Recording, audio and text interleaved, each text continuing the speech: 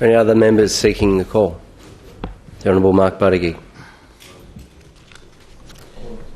Thank you, Mr Assistant President. I do want to try and inform the House as best I can on the flavour of the government's proposed bill. We are going to move to an adjournment and try and get closer together, but there's still a number of areas we're apart on. But the bill as it stands has a number of defects. But before I go into that, I do want to remind the House and every member here of why we are here today. And it's not because of Mark Buttigieg or the Labor Party or the opposition or the government or anyone else other than the families of Amelia and John Ganem. Now, I want to make particular mention of those two brave parents, Benish and Daniel Khan, because without their advocacy, without them being prepared to put this on the public record and take it up with me, we wouldn't be here today. And to be able to have the psychological strength and courage to move on from a tragedy like that and try and get something positive is admirable, to say the least. And we need to keep in mind when we're in this place trying to get something good out of that situation, that's the main reason we're here. I do want to go over some of the aspects of the bill. Now, when the original bill was brought by me to this House on behalf of the opposition, what it tried to do was ensure that we had a robust as possible system that would prevent this happening again. Those of you with trade qualifications, and I know my colleague Lou Amato is a licensed gas fitter. There is another member in the lower house, Nathaniel Smith, I think, who's also that same qualification. I'm a licensed electrician. You need to have an understanding of the industry at quite a deep level when you're crafting these things, because what happens in words does not necessarily happen in practice. There's a whole range of reasons why that's the case: inadequate regulatory and enforcement regimes, lack of resource to back it up, lack of delivery of courses, and a number of those things I want to touch on in the time I have left before question time, and I will probably take up a bit more time when we resume. I do want to acknowledge the fact that the government has reacted with its own bill. That's a good thing. Again, it's somewhat lamentable that it takes a tragedy like that, advocacy of parents, media attention, to get something done which should really be a no-brainer for us in this place. One of the lamentable things about government is that there are obvious defects there which, if anyone spent the time talking to people who live and breathe this on a daily basis, you would get told about it, you'd listen and you'd act. Instead, it takes a tragedy for us to act. But let me go to the government's bill as it stands. One of the problems with the current bill as it stands is that it tries to use the Gas and Electricity Act to fix a problem which is essentially should be a creature of the Home Building Act. When you have licensed specialist trades as they currently exist in established form over 100 years, like electricians and plumbers, they are largely creatures of the Home Building Act, and that's because that Act has a number of provisions with regards to regulatory oversight, supervised work, penalties for unqualified work. So had we done it, had we been putting this bill forward, and that's how the original bill was configured from the opposition, we would have used the Home Building Act. In the event the government has chosen to use the Gas and Electricity Act, I suspect because it says gas and electricity, and there's a qualification in there which is called gas fitter. So the government has almost instinctively said, well, gas fitter, they should be able to do medical gas. Mr. Assistant President, it's not that simple. Just because you're a sanitary plumber, just because you're a gas fitter, it doesn't mean that you've got the skill set to do medical gas. You may be able to do medical gas if you do the relevant competency and you pick up the experience, which both the government's proposition and ours will facilitate, but you also have to recognise that there's a whole swathe of people out there performing a qualitative class of work known as mechanical services who have the ideal skill set to do this medical gas. And, Mr. President, in case people think that I'm freelancing on this stuff or I'm making it up, let me read to the House a letter that Minister Anderson sent to me yesterday. Now, this is about, just so people are clear, this is about a genre of work known as mechanical services. Bear with me, it's a bit tedious.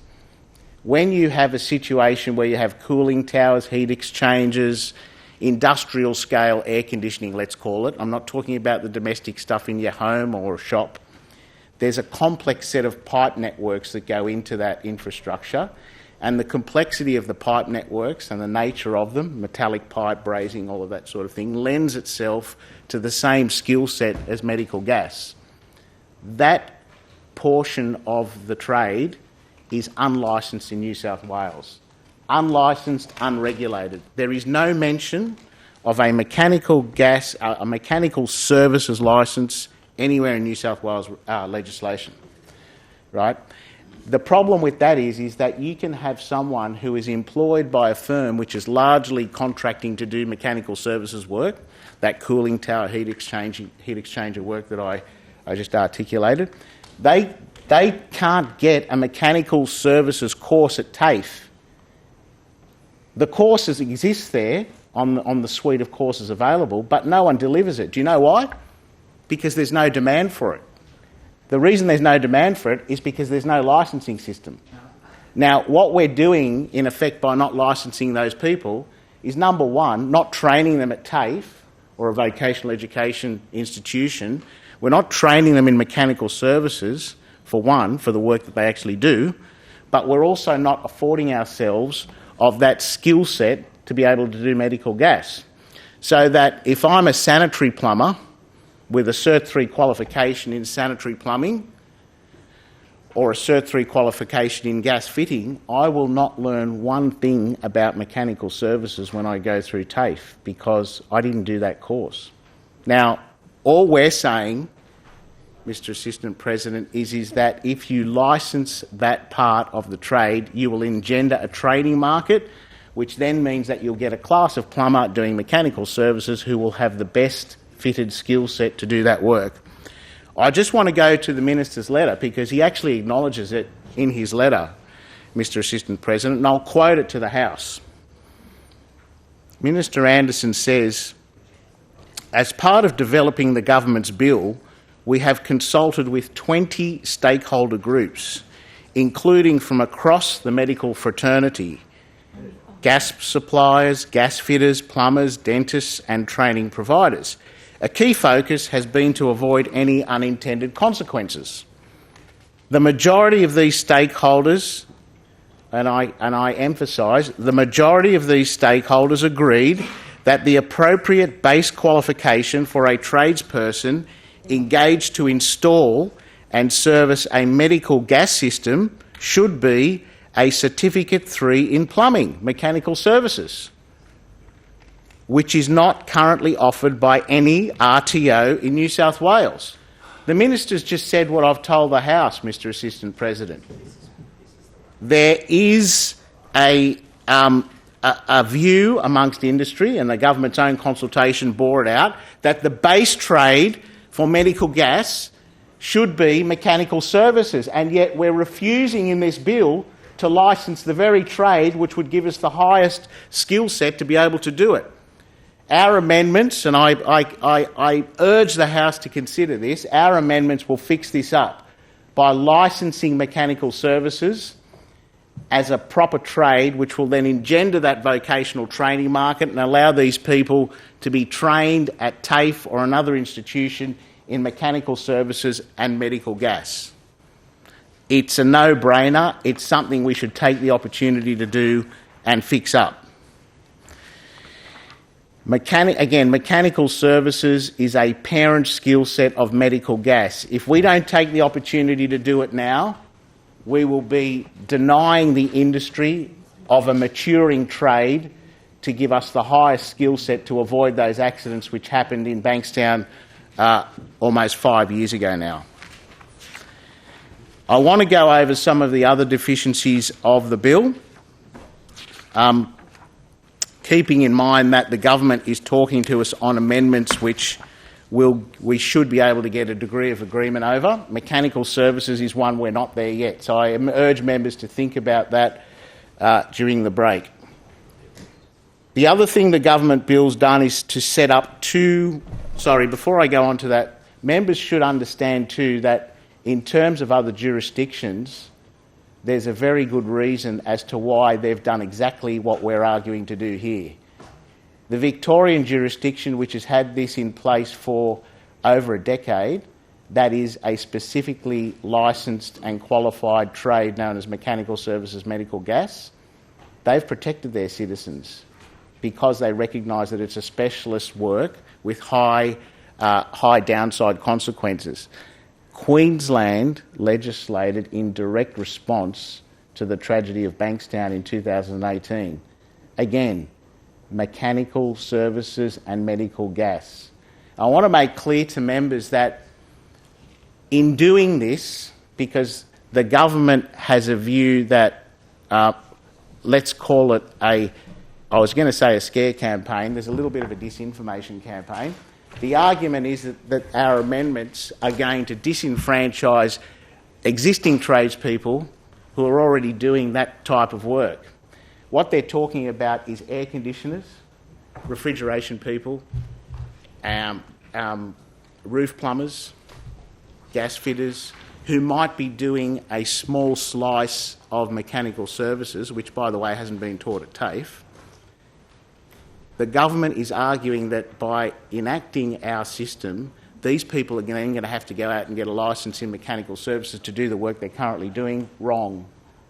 There's a specific amendment, wrong. There's a specific amendment in our amendments which authorises those people, if you're an air conditioning, refrigeration person, a roof plumber, a gas fitter, a sanitary plumber, and you're currently doing mechanical services work now, you will still be able to do today what you're doing, and you will still be able to do tomorrow what you're doing today in perpetuity because you're licensed to do it.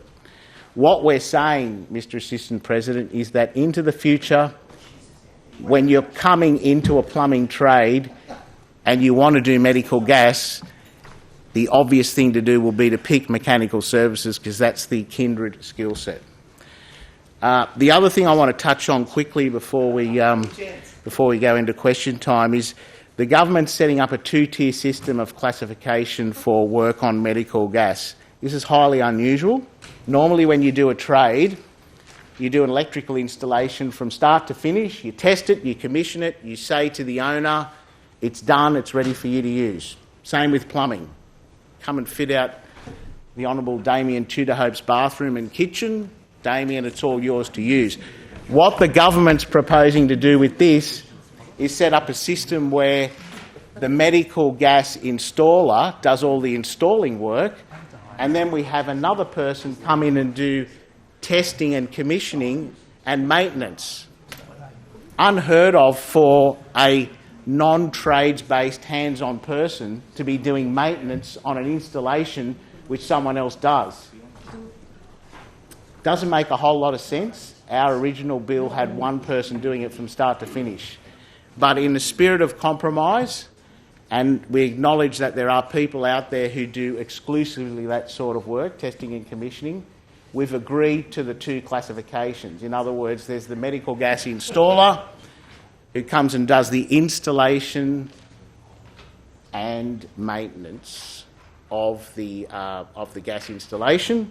But what we're saying is that the technician should only be able to do testing and commissioning work and should at least have the same qualification as the installer.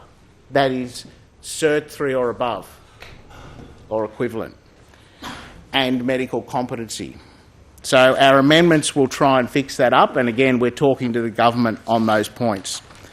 The other point I want to go over is the bill as it currently stands has some quite bizarre exclusionary provisions. So rather than say it's a medical gas installation if it's a set of pipes from the source of gas to the wall outlet and everything in between is regulated and must be done with licensed and qualified work, the government has chosen to say that if it's an aged care facility, or perhaps if it's a veterinary surgeon, or perhaps if it's a dive shop, we're not going to require work on that system to be licensed and qualified. And when I asked the government, Mr Assistant President, why this would be the case, what possible logic could you have for excluding an aged care home from a medical gas facility, the response was, well, the aged care providers have told us that it's a little bit hard to get people to install those installations during COVID. Now, my response to that is, so... Can you seek an extension for 2 minutes? Sure. Yeah, by leave. By leave. Now? Yep. Mr President? Yes. I seek leave for an extension of 2 minutes. Yes. Is there any objection to leave being granted? You're moving. I move that. Motion of the member, all in favour say aye. Aye. I believe the ayes have it, but I will indicate to the member that I'll stop it on the floor. Yeah. Thank you, Mr President. So these exclusions don't make a whole lot of sense, Mr President, because if you have medical gas, whether it's in an aged care facility or a veterinary surgeon or a dive shop, guess what? There's a chance you can cross the pipes. There's a chance you can contaminate the pipes with unqualified, unlicensed work. So why you would have exclusions like that, God only knows. Our amendments will make sure that those random exclusions, I suspect because industry have lobbied the government to say it's all going to be too costly, they will be included, Mr President. In the remaining time I've got, I will touch on a couple of headline issues which I'll continue after the break, and that is the inadequacy of the provisions of relying on almost exclusively amendments in the Gas and Electricity Act for unqualified work. One of the robust provisions of the Home Building Act, coming out of the Home Building Act, is that there are penalties and enforcement regimes for unqualified work. So if you haven't got a licence, you haven't got a tradesperson certificate, there are penalties and enforcement regimes which are administered directly out of the Home Building Act, which the government's bill doesn't do and which our amendments would go to. The other problem we've got, Mr President, is that the qualifications in this industry have been left entirely up to regulation. Now, normally that wouldn't be an unusual thing, but when you're talking about a new trade, we're not talking about an established trade of electricians or plumbers, which have grown up over 100 years of trial and error with accidents, whereby regulation and administrative oversight has grown up with those trades. We're talking about a new trade which, to be quite frank, Mr President, I'm not comfortable with leaving the Secretary of the Department of Fair Trade to determine what those qualifications and what that regulatory regime would be. So our amendments will go directly to that, and I look forward to resuming this second read speech after the break and dealing with the government in the interim so that we can come to a conclusion as best we can during Committee of the Whole. According to sessional order, business is now interrupted for questions. Are there any questions, Leader of the Opposition?